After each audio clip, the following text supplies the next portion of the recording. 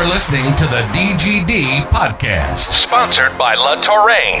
Here's your hosts, Robert Reynolds and Juan Daniels. Welcome back to the DGD podcast. As always, your host, Robert Reynolds. We await the presence of Juan Daniels. He should be here any minute. But nonetheless, we have a packed show for you.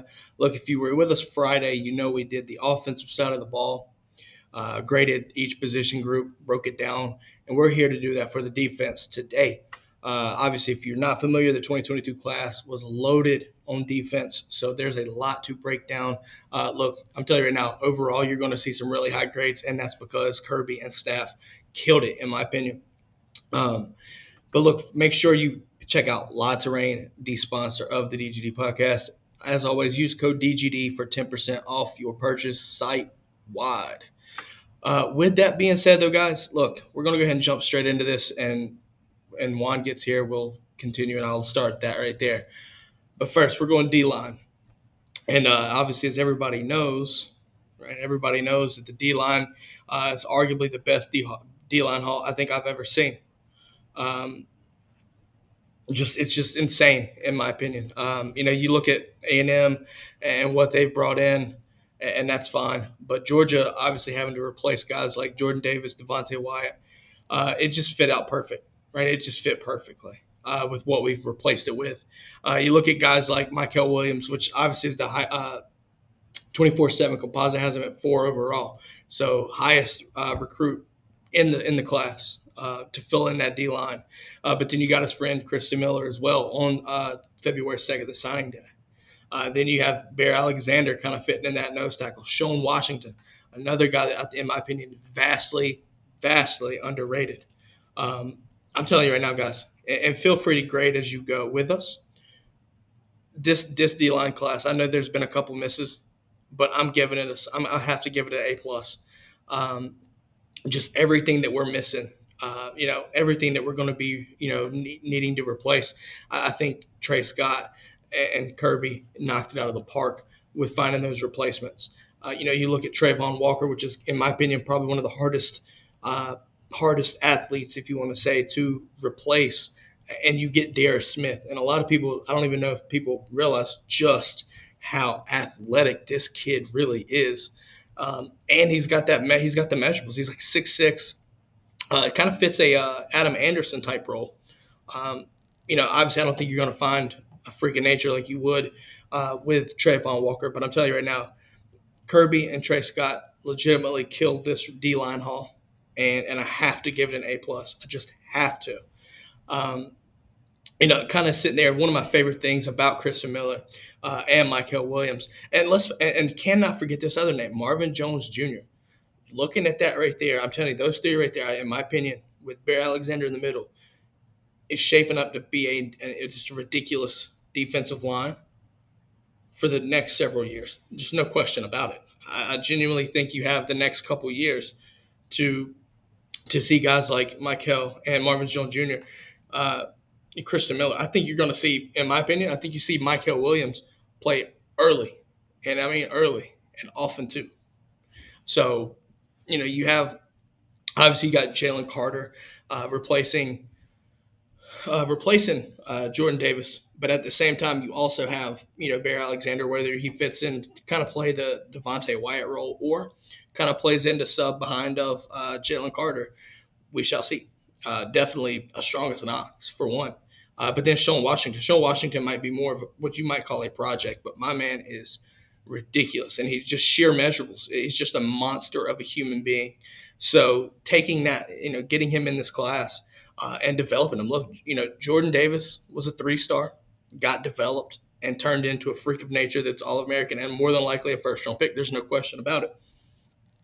The same could be said for Sean Washington if everything plays out. With that being said, definitely want to look into, what Marvin Jones and Mykel Williams are bringing in, because if you watch the All-American game, those guys formed a tandem, and Mykel Williams could not be stopped that week. He just could not be stopped. So, dealing with that right there is going to be interesting to see how things play out How they, do they? I'm sure they'll get rotated. I think Michael could play a three or an end. I think Marvin turns into be the edge guy. Darius Smith turns into the edge guy. So it's going to be interesting to see what positions they play at and what techniques they have them. But I'm telling you, this D line haul is just ridiculous. It's just I love it. So I have to give it an A plus. And look, I know there's a couple misses, right? You missed on Travis Shaw. You missed on Walter Nolan. But even with those misses, and Tyree West flipping, even with those misses, you still managed to pull that class. Just ridiculous class. A plus. Absolutely A plus. With that being said, we are going to move on to the linebackers. And I think the cream of the crop here for the linebackers has got to be Jalen Walker, kid from Salisbury. You take him right here, and he's kind of has this blend of kind of like a hybrid between N'Kobe with instincts and Quay Walker. The kid is just freaky, right? Freaky speed. So playing that right there, I know you've got Smile Mondon and you've got Xavier Sori, but I'm just saying this kid is going to be a stud, and I wouldn't be surprised to see him be the next linebacker that falls into the great linebacker U, if you want to call it. Patrick also says the hit outweighs the misses to him. I agree, and this is referring back to the D-line haul. I definitely agree. Also calls it D-line U, and honestly, you could very well say that. Yeah, but then after Jalen Walker, you can't sleep on C.J. Washington as well. C.J. Washington is going to be a really good player, really, really good player. I don't know when, if how often he sees the field, but I tell you, I think he will be good. And like I said, they rotate so well. It's one of those things where you're going to get on the field, and then also scrolling or not scrolling down, but like towards the end of National Signing Day, you also had EJ Lightsey, right? Florida commit decommits gets processed from when Napier goes into Florida, and I'm telling you right now, this kid is just. He's there. He's just so underlooked, undervalued. Georgia came in strong and late and secured his commitment. This kid will be a very good player. And like I said, it's the 3 stars that people don't pay attention to that come back to haunt you. And Georgia, from a recruiting standpoint, are making sure that they're not missing on these guys, right? Like if you go back to Will Anderson, let him get out of the state of Georgia, go to Alabama, and now he's a nightmare. Georgia's working on making sure that doesn't happen, and E.J. Lightsey is an example. So looking at that class right there, I'm gonna give it an A. Picking up Jalen Walker was huge, right, with a battle over Clemson, right? But getting Lightsey, I think is going to be the key there because you're taking that risk. But my man is super athletic, very, very, very athletic, and I don't think people see that in South Georgia like that. It's just a different. I feel like he went overlooked. So, that could come back to bite Napier in the ass. We'll see what happens. And then C.J. Washington is a top 140 player. So getting those guys in here in the fold, obviously with what we've got currently, obviously the grade being solely focused on the recruits that we have committed, I'm giving it an A. Obviously just filling in and kind of getting those guys that we replaced. Look, I tell you right now, Jalen Walker is going to be the next guy. I don't know if you can compare him to N'Kobe Dean exactly, but I definitely think that you're going to see some plays from him that kind of remind you of N'Kobe Dean, and you're going to see some plays that remind you of other linebackers in the past. He's really fast and he's long, right? So it's going to be interesting to see. You might think Channing Tindall came back, right? So. Looking at that right there, it's going to be interesting to see. And look, C.J. Washington will get on the field. I don't know how much he's going to see the field. Lightsey, I'm really curious to see what happens there. I think he's going to have to show more during the camps, but I hope to see more of him. I really do because Lightsey is, like I said, ridiculously athletic and talented. It just went unnoticed down in South Georgia. Look, I see the brigade is popping. Tanil says, good morning, go dogs, go dogs. Patrick also said potentially he is a Deanish player, but if it's on mold. Yeah, I think he kind of has that hybrid. So we'll see what happens to be determined there. But like I said, when you've got guys like Xavier Story and Spalmondon and JDJ, right? I think you're looking at it in a situation where you're fine, right? You're just fine. So, but now I think, and like I say, go ahead and give us a grade here, guys. If you want to grade the D line or the linebackers so far, feel free to shoot us a grade and call out anything you want to talk about from the brigade, and we'll hop in and do that as the show continues. Moving on, though, we'll talk about the cornerbacks. Look, the cornerbacks, it's ridiculous. It's I don't even know how to explain it. Oh my goodness, there were so many. Look, obviously getting so many guys drafted, you're losing DK, you're losing Lewis Seen, but then obviously we know what happens here, right? To who comes back, right? You're getting Tyke, you're getting Chris Smith back, which is huge. Keeler Ringer comes back, obviously. So, what do you do to fix the issue? And you've already had a bunch of transfers as well. You bring in this class. You bring in Malachi Starks, which more than likely could play day one. Whether it be a safety or whatnot. But then you also got 5-star Dalen Everett and 5-star Jaheim Singletary. Then you bring in Julian Smith. And then, let's see, Ja'Cory Thomas, underrated safety. Still a 4-star, but underrated safety. It's just insane. It really is insane. I love what I'm seeing. It's just loaded, absolutely loaded, and we needed that. Jaheim Singletary, extremely long. You look at Julian Humphrey, track speed. Malachi Starks, just ridiculously athletic, kind of reminds you of, I ain't going to say exactly like it, but kind of has that athlete to where you can play both ways, right? Like we familiar with Hines Ward. And as we bring in Juan Daniels, we were just talking about the secondary class and the grade for it, but we were talking about who we brought in and their niches that they played. So I want to get your thoughts on the secondary class. I know since you're here, we'll go back and we'll touch base and let you give your grades for the other position groups. But what's your thoughts on the secondary room, cornerback specific? Oh man, you got some top-notch guys. Headed with Malachi Starks. I mean, Malachi Starks is just going to be one of those guys that he's just going to bring it. He's an all-around athlete. Kind of reminds you of that Champ Bailey type where they can actually go and throw him on offense. His understanding of just the game is outstanding. I mean, number one, again, being a defensive back, but he's also a quarterback in that wing T type offense. And so just like playing, being that wing T quarterback, I mean, you have to understand and be able to break down defenses, but then you also have to be on the other side of the ball and be able to break down these offenses. And I just think Malachi Starks is just going to be that guy. I mean, he's just that good. So just starting off with him, I mean, again, I would give them an A+. And the other great thing about it is these guys know that you kind of had a no-name secondary last year. And then to come in there, you have an opportunity to go in there and play right away. Sign me up. Not, obviously talking about what we've missed or what we're losing to the draft, right? And we had some key returns as well.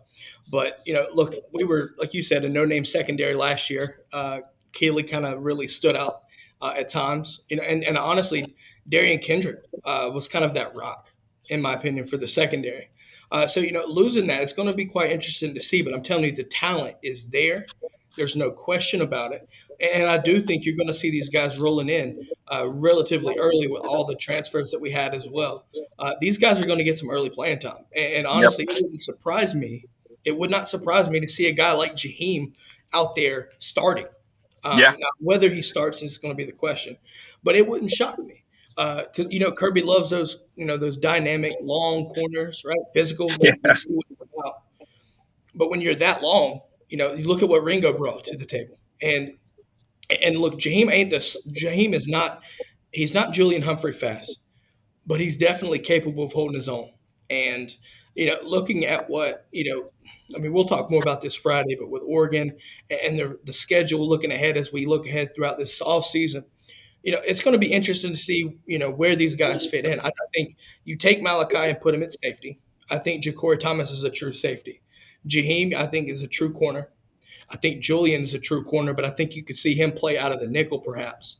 Um, and then obviously with Dalen Everett, it wouldn't shock me to see Jaheim or Dalen Everett, for that matter, be in a corner. At any time during the season, you might see those guys rotate, right? Yeah. So obviously everybody looks at the key miss here with Kamari Wilson, but obviously going to the Gators. But that doesn't knock anything of what this recruiting class is about, especially on that deal on the secondary. It was one of the biggest needs, and we filled it tremendously. So Yeah. for me, I'm giving it a solid A, based off of Kamari Wilson not coming to. If Kamari Wilson commits to Georgia, this class is well and above an A plus. I think you'd have to give it an A double plus, really, A plus plus. Patrick says over here that he doesn't think you see a defense like we just had, but I do see this incoming defense will be an overall force, and everyone in Division One better pay attention. What are your thoughts on that? You know what? It's a mindset. Patrick is absolutely right. They're going to be a force. Kirby has basically set the tone, and he said you're either elite or you're not, and so you have to live up to that, whether it be offense, defense, special teams. But like Patrick said earlier, defense wins championships. So in order for you to win a championship, A, you have to be elite, and B, you have to be a force. And Patrick hit the nail on the head right there. Georgia's defense is going to be a force, and they're gonna, I don't see any drop off. I mean, again, you won't have the same group of guys, but as they get better and better throughout the season, I mean, they're going to be tough. Yeah, and look, you look at Georgia's defense last year, right? We were questioning the whole offseason into the whole regular season. When was Georgia's secondary going to get tested? You're going to see us get tested early, and you're going to see us get tested often. Obviously everybody tries to look at the SEC championship game. And honestly, you might try to see people run the ball more, but this is something that we're going to talk more about later. But, I wanted to revert back here to give you an opportunity to go back to your grades and everything for the D-line, right? Patrick was nice enough to give us his grades overall. D-line, he thought it was an A minus, and linebackers was an A. So for the D-line, I want to hear your takeaways and your breakdown for, what the class was to you, and then give it your grade. I gave it an A plus. Yeah, I give it an A plus. Just Christian Miller by himself. And that's personal. Like, I saw him play in person. If you looked at, when he committed live, again, I told you, I think it was on Friday, that they had him, busting through the lines, and of course they showed one of his quarterbacks, and it happened to be my son that he was sacking. He's just a force, and so I just see him by himself, makes this a strong A class. But again, there's rumors and people are just kind of saying, hey, this is now D-line U. And if we could, by some miracle, grab, LB, man, oh man, that's going to be something just out of this world. Yeah, I think right now, obviously, this, for what it's worth, the D-line is somewhat in A right now. But for the most part, it's already an A plus to me. If you like, it's like the secondary, right? If you get Kamari, it's A plus plus. I think if we get LT Overton, it's A plus plus, no question about it. I was thinking about this too. Looking at what Michael and Marvin Jones Jr. did, I have this gut feeling that you're going to see those guys kind of be your next Adam and Nolan, just in a different, you know what I mean? Kind of has that tandem rushing off the edge. Just seeing what Michael is just NFL ready. He's just NFL ready. He's definitely college ready. Just watching his hands, obviously getting coached under Chuck Smith in Atlanta. He's just imposing, and he's smart with rushing. He's not going to sit there and try to just do one move. He's got a plethora of moves. Right. Super hard to guard. It's just a nightmare waiting to happen. And then Marvin Jones Jr. is just so fast off the edge. And then, like I said, Darius Smith. This D-line class is just absolutely loaded. And you can see the focus is kind of on pass rushing. Looking at Christian Miller, one of the things that a lot of people may not realize is just how well he can identify the snap counts and jump the snaps. It is insane. Yeah. That just Yeah. shows you what you know what you're doing, kind of thing, And it's just one of those things where if you watch a highlight tape, he's in the backfield before the ball snaps. So Yeah. it's one of those things. Like so, He, you know it's coming. Like it's just going to be another one of this. Just let these guys get their reps in. I don't know if you see these guys starting, but I tell you, you're going to see them getting some significant minutes. Yeah, yeah. Bear Alexander is another guy. I mean, anytime that you go from your regular place and you go down to IMG, you know that you're going down there with the sole purpose of getting better, becoming that big time, ball player. And so to have them go down to IMG, then for us to be able to snag him, man, that's tough. We're gonna be in some great shape. Oh, no doubt about it. Now, I want to get your thoughts as we kind of transition here over to linebackers, right? We were talking about Jalen Walker as the cream of the crop for the linebacking core here for Georgia, but you also have C.J. Washington, and you also have a late pickup in E.J. Lightsey, very underrated pickup as well. What are your thoughts on the linebacking core? I like C.J. Washington, and he played in a good program at Cedartown. I mean, they were not bad. I mean, so for him to go out there and play in a pretty good classification, and to perform, pretty highly, I do like him. I like our linebacker, because obviously replacing Dean, you're just not going to have that. You're just going to have somebody to step up and try to do what he could do, kind of replicate. But I just think that these young guys coming in, are going to be outstanding, and they're going to be fighting the entire time that they are fighting. So anytime that you're fighting to get better, what are the old saying is iron sharpens iron.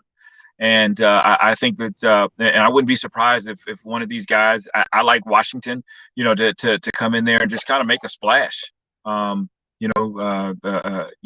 just get some good playing time. The great thing now too about the red shirting is that you can play 4 games, and still be able to take a red shirt. So you can throw these guys out there in the fire and let them see how they respond and see how they react. And then make a pretty good assessment. So I'm looking for Kirby to do something like that in some meaningful games to see how well they respond. Yeah, I agree with that. It's not like when you played, right? If you played a game, you lost your red shirt opportunity. Yes. So Yeah, it was you were done like right away. now I will say this though, to add to this, right? Looking at what Jalen Carter was able to do right here in North Carolina, right up the road, actually, the level of competition wasn't terrible, but it's not Georgia football, right? Like it's not Georgia high school football, it's not Florida high school football. But one thing that to me that stood out was, and this is what makes him such a great player, is when he's on the field, you know it, and Hmm. he just annihilates and obliterates everybody. He stands out. You could tell he's the best player on the field, and he just dominates every single game. Right, is what you're supposed to do if you're that great player. Why he's a top 50 guy? Why he's one of the best linebackers in the country? Right. Getting a guy like him, getting him over the likes of Clemson, right? When Georgia just went through that battle last year or 2 years ago, losing Barrett Carter, Yep. those recruiting wins matter. Looking Dallas Turner going to Bama, right? Two guys that Georgia had penciled in.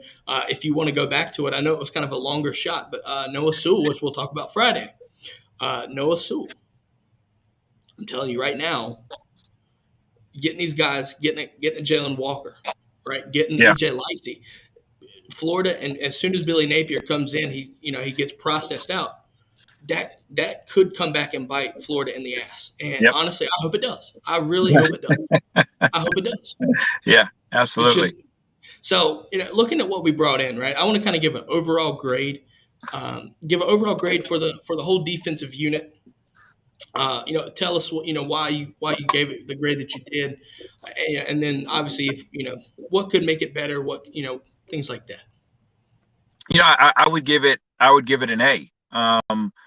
Overall, I mean, obviously losing Marquise Killebrew, that just kind of stung a little bit. But then again, like I said, I just think that Malachi Starks is going to be special in the secondary. I think you got your Bear Alexanders, and your Christian Millers on the line, and then of course your the great linebacking core. Um, and these are just some mean guys, man. They're just mean, and they just want to punish. And you take that, and then you give Kirby those guys. It really just reminds you of the Alabamas.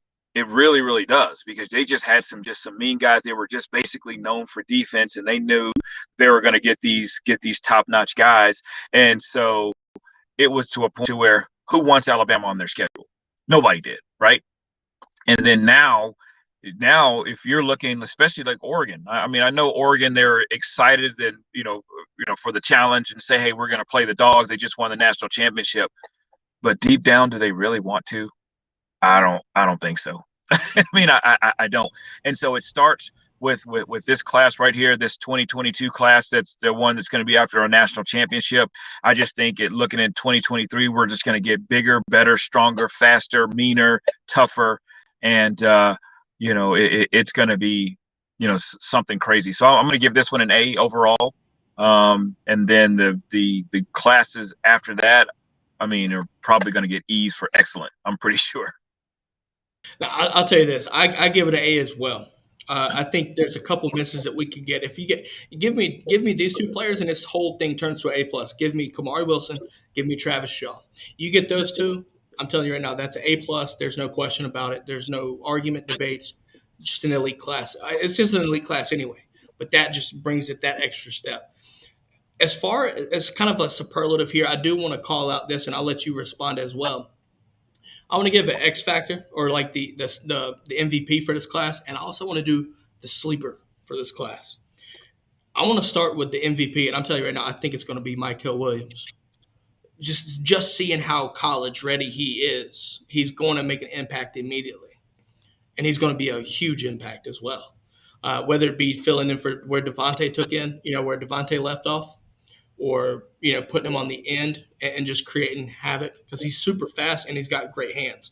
He's going to be a problem anywhere you put him along that line, and it's going to be interesting to see if what they do with him, if it's something like dropping him back into coverage from the end, right, or something like that. If I see that right there, I'm going to sit there and wonder to myself, oh my God, do we have Trayvon Walker again? Yeah. But looking at the MVP, and I'm not even looking at the rankings themselves. I know he's a number 4 overall. But just watch his tape. Watch the All-American practice. Nobody could stop him. Nobody could stop him. You saw what happened, getting sacks with Marvin Jones in the backfield, things like that. Kid is just going to be ridiculous. Now, my sleeper, C.J. Madden. When he comes back healthy, C.J. Madden's going to be the sleeper of this defensive class. I just love what I see out of him. Super athletic, was really under the radar for the longest time. I know kind of obviously Lights, he's kind of the same way. But I just think CJ Madden is a dog. And it's going to be fun as hell to watch him once he blooms in and gets ready to go. I know I think he had a shoulder surgery. So we'll see what happens. I think he'll be ready for summer or fall camp. So it might not be right away, but that kid will be a stud when he gets on the field, and by the time he leaves Georgia, the kid will be a stud. Yeah. What would you say? Who would be your MVP? Who would be your sleeper?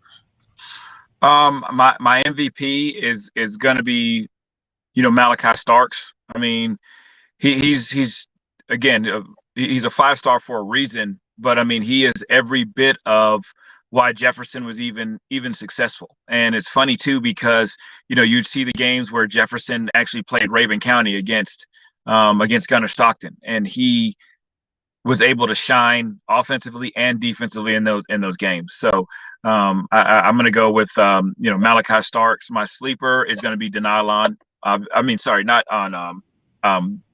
Denylon. Dalen Everett. Even though he's he's a 5-star. I really just think that based off of his position, he may not be looked at right away, but I see Kirby giving him an opportunity based off of practice, based off of having an opportunity to get in a game, and then just the lights are just gonna shine on him, and I think he's gonna shock a lot of people being a freshman. I'm with you 100% there. All right, guys, that's going to wrap it up for this part of the podcast today. I hope you had a great time. Look, feel free to let us know what you think on social media, right? Twitter at the DGD Podcast.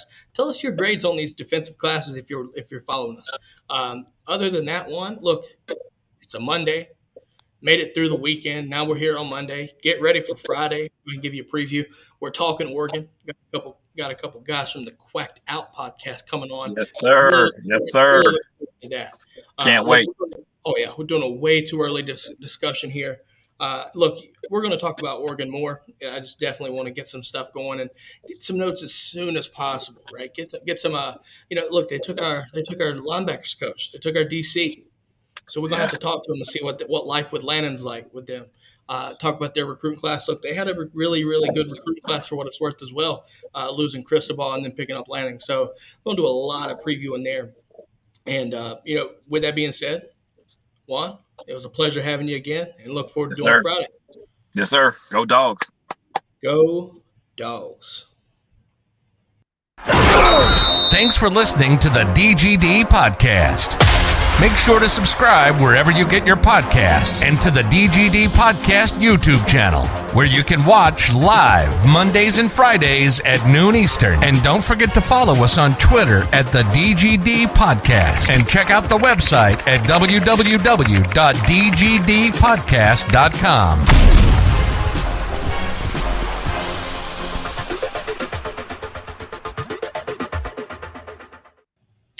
All right, we're back for Q&A, guys. Get those questions in, get those comments in. Juan, I want to talk to you about this defensive class. And really, now that the 2022 cycle is pretty much done, 2023 is on its way. Now that we've talked about defense, we've talked about offense. Juan has left the building, and he's back. Right. Oh, there we go. How's that? Yes, sir. Nope, no worries. All right, Tanil, have a great one, and go Dogs. With this 2022 cycle wrapped up, what are your overall thoughts on the whole recruiting class? I know it's top three, and look, and I've talked to people outside of the SEC, within the SEC. I try to tell people, and this cycle shows this, but to really be relevant, you have to have a top three, top five class. You really do if you're in the SEC. I don't think people that are outside of the SEC really understand that. Because you look at teams like, I don't even know. Just give me a random team and they have a top 10, top 15 team or a class, in the cycle. Any other conference, that's great. That's great. But you're not great if you get a top 15 class in the SEC. A top 15 class could be in the middle of the pack, like legitimately in the middle of the pack. Like Miami with the top 15 class would be 5th or 6th right now in the SEC. Yep. So this whole notion, there's so many narratives that get brought with this, right? The SEC bias, things like that. Look, I don't care what anybody tells me about SEC bias. I don't believe it. I genuinely believe that the SEC is just a head and shoulders above the rest. It starts with recruiting. I'm not saying that there's other teams that can't. But when you look at just this class, right, you look at A&M, Bama, Georgia. And Bama and Georgia are always in the top 5. They've been in the top 5 since Kirby's been here. So, to me, I'm looking at it in the sense that, hey, you have to be top 5 and you got to figure it out or you're falling behind. And honestly, I think looking at the SEC East, you're seeing that, especially last year. Florida was a dumpster fire. We kind of called it, but it was just bad. But I think it starts with recruiting. And if you don't have a top 10, if you have a top 10 class, you could fall back and you can push for the SEC title game. But if you're outside the top 10, I'm just saying you're not where you need to be. And that's just a testament to the recruiting that the SEC puts in on it. I don't understand. It's just insane. No, I agree with you, but it's a little bit bigger than that though. It's about the development of what you have, right? And so for years, that's all it's been was with Saban getting these great recruiting classes, and he's developed them because he had great guys around him. And then once those guys start to leave and then just kind of get this formula, that's when they start to get better and better. But look at it. Back in the day, Mark Richt would consistently have one, two, be in the top 2, 3, 4 class, and recruiting, and never really did anything with it. We didn't get an opportunity to go to play for a national championship. I mean, we would struggle to win, SEC championships. And so it's a matter of what you do with it. So having a third ranked class, there's nothing wrong with that at all, because we have Kirby, who is going to develop those guys and make them that much better. Now, think about it. So the last couple of years, Alabama's had the top recruiting class.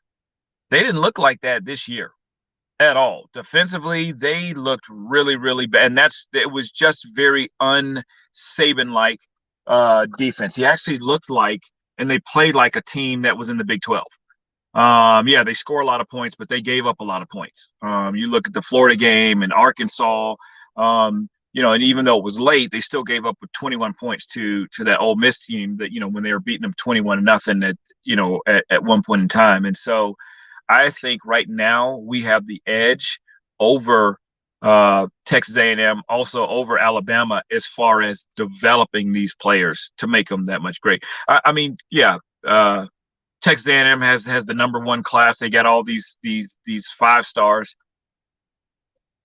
I would almost say a handful of them in the next year or two will be in the transfer portal. Definitely with you there. But I want to transition to this, the current situation at Auburn. We'll see what happens there, but it just shows you that Auburn is just in a mess that they created themselves. Not the same thing as Tennessee, but it has an eerie feeling of what happened at Tennessee, just doing it a different way. Patrick, I love this comment. Patrick said, "My thoughts currently about Auburn. Are there a couple geese in front of my car right now that are more dangerous than the war pigeons?" And yes, I agree with that. I agree with that. Yeah. It is. They're in turmoil, man. Like you just never know what's going to go on. And you kind of feel bad for that recruiting class that's come in. They're coming in hoping and looking for something else, and then all of a sudden, this is the stuff that you are. I'm laughing at Patrick.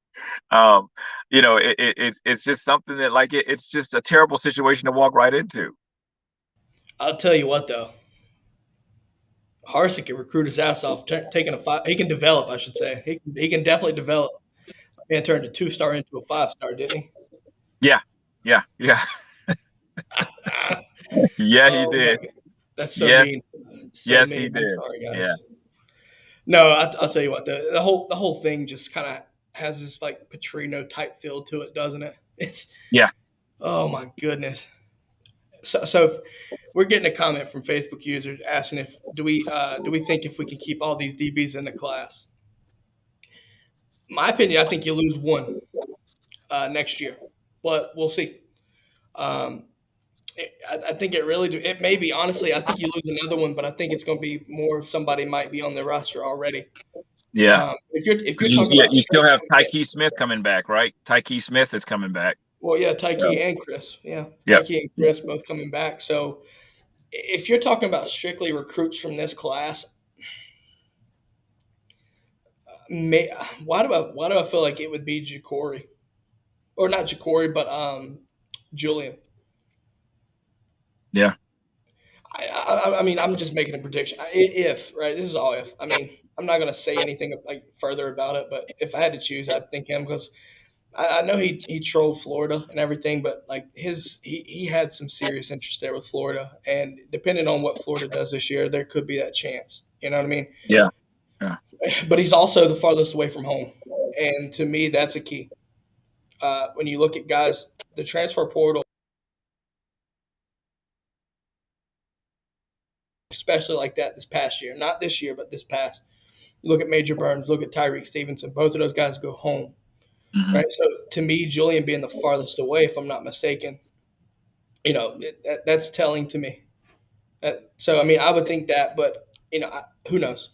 It's too early to tell right now. I think you have to look at how the season plays out and really be able Right. to dictate what's going on.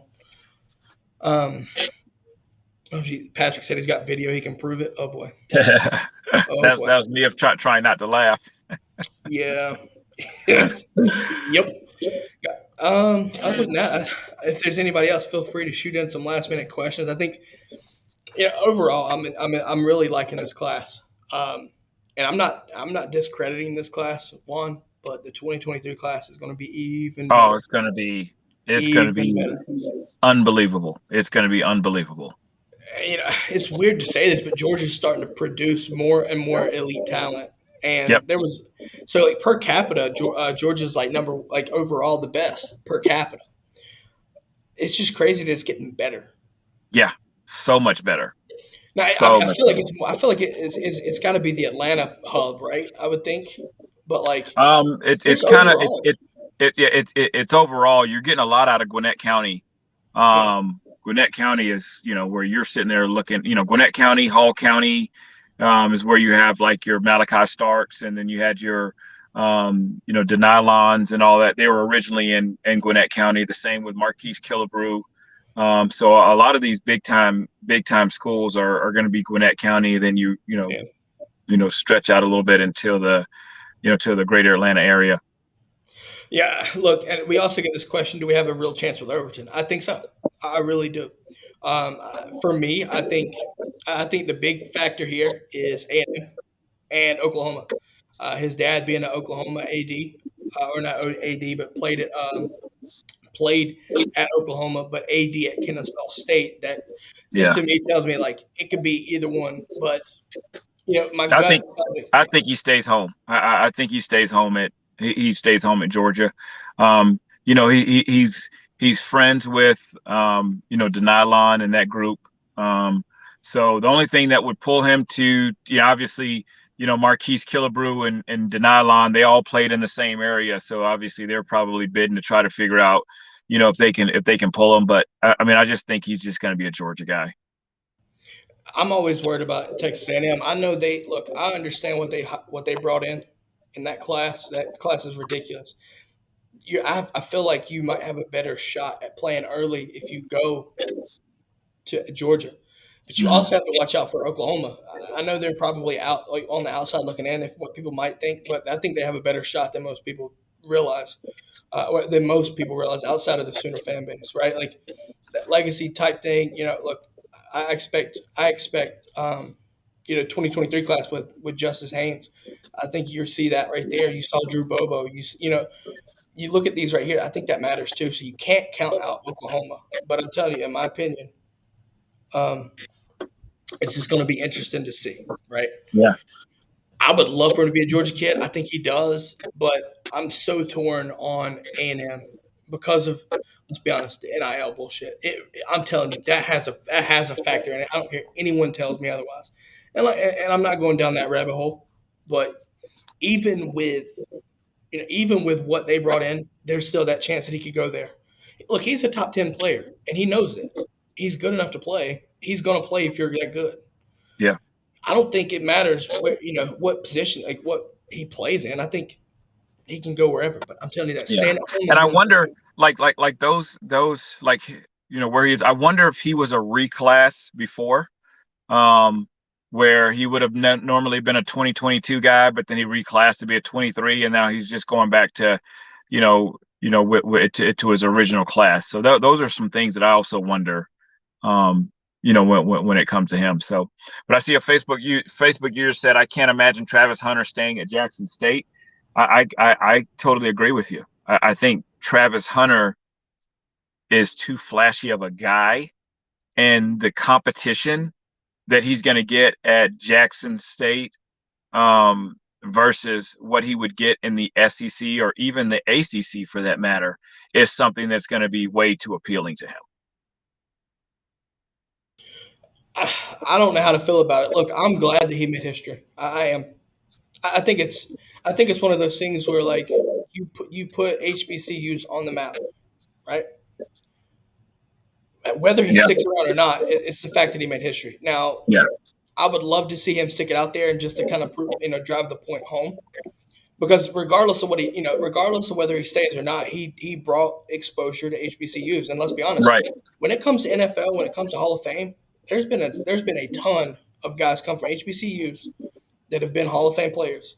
So you cannot slight those, but they get so overlooked. Right. But I kind of get this feeling that I'm with you here. I genuinely don't know if he sticks around the entirety.